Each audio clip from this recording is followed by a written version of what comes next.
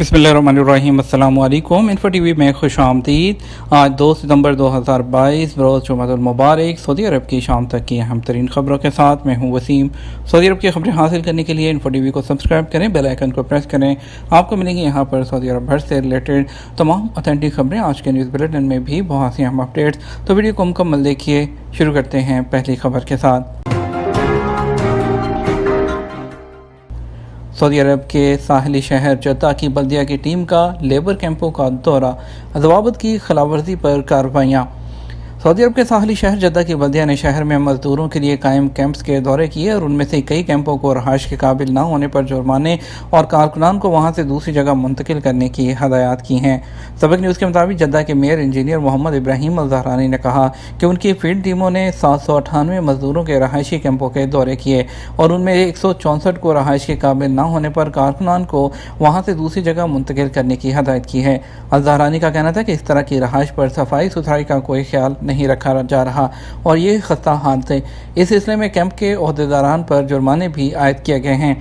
Al Zahrani ने मज़ीद कहा कि फील्ड टीमों ने बताया कि जिन 164 कैंपों को रहायश के काबिल न होने पर जुर्माने किए गए हैं वो बल्दिया के कवानीन की पाबंदी नहीं कर रहे थे और ये खस्ता हाल और सफाई न होने की वजह से गंदे थे, इसलिए उसके अलावा ताज़ा हवा का भी कोई बंदोबस्त नहीं था। इस हवाले से उन्हें कहा गया है कि वह जुर्मानों की अदायगी के बाद कैंपों की हालत दुरुस्त कराएँ। वाज़ेह रहे कि वज़ारत बल्दियात और देही अमूर और हाउसिंग और सेक्रेटरीट ने इस हवाले से वाज़ेह कर रखा है कि सऊदी अरब भर में रहायश की सहूलियत फराहम करने वाले अपनी खिदमात को बेहतर बनाएं ताकि शहरी और गैर मुल्की वहाँ आराम और सुकून और सेहतमंद ज़िंदगी गुजार सकें। मदीना मुनव्वरा इलेक्ट्रिकल गाड़ियों के चार्जिंग यूनिट्स का मंसूबा।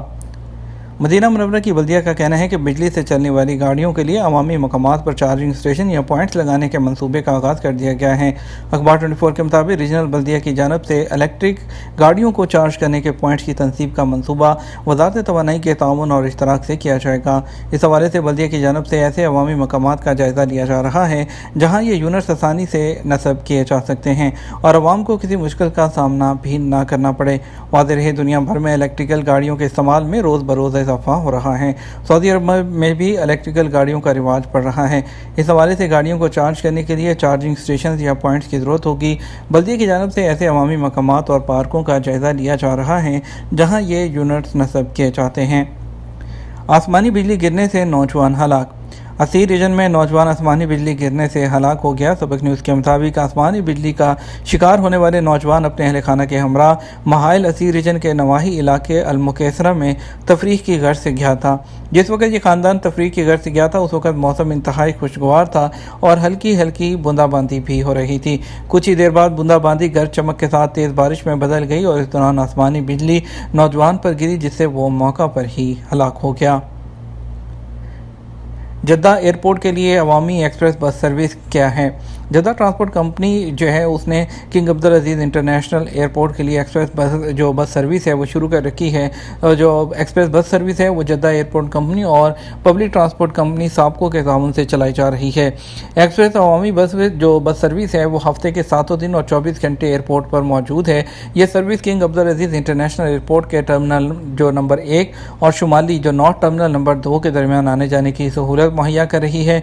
इसका किराया 15 रियाल है और इसमें मुआशरे के मुख्तलिफ तबकों के लोग फ़ायदा उठा रहे हैं।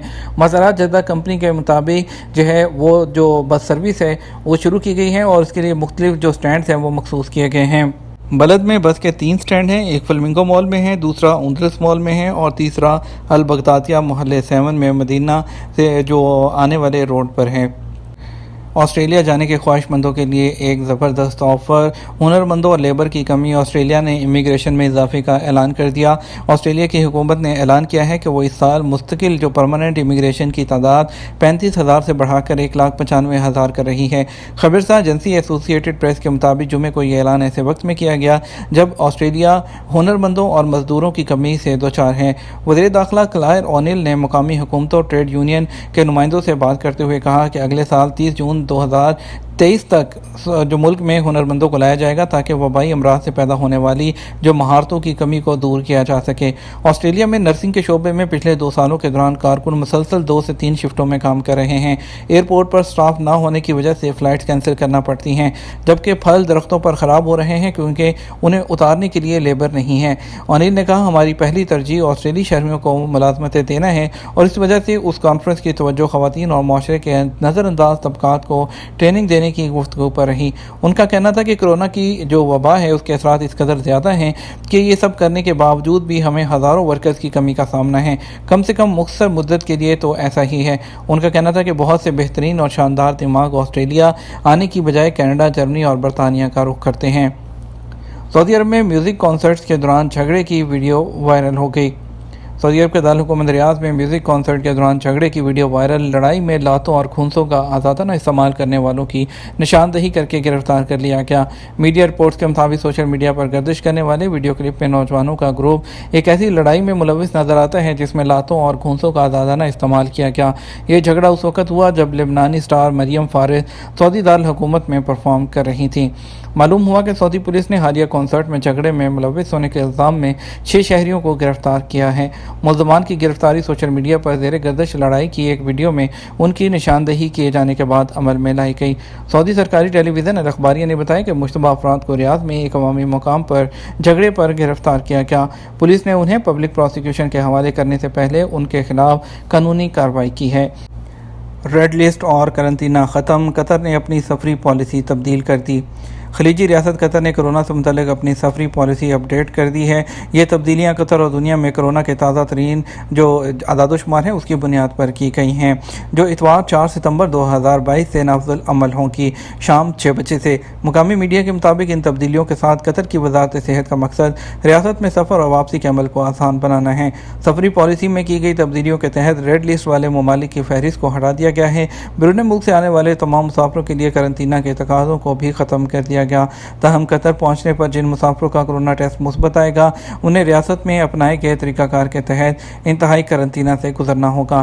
بتایا گیا ہے کہ کسی بھی فرد کی ویکسینیشن کی حیثیت سے قطع نظر قطر آنے والے شہریوں اور رہائشیوں کو primary health care corporation health centre یا وزارت صحت عامہ کے منظور شدہ پرائیویٹ میڈیکل سینٹر میں ریاست قطر پہنچنے کے بعد 24 گھنٹے کے اندر ریپڈ اینٹیجن ٹیسٹ سے گزرنا ہوگا۔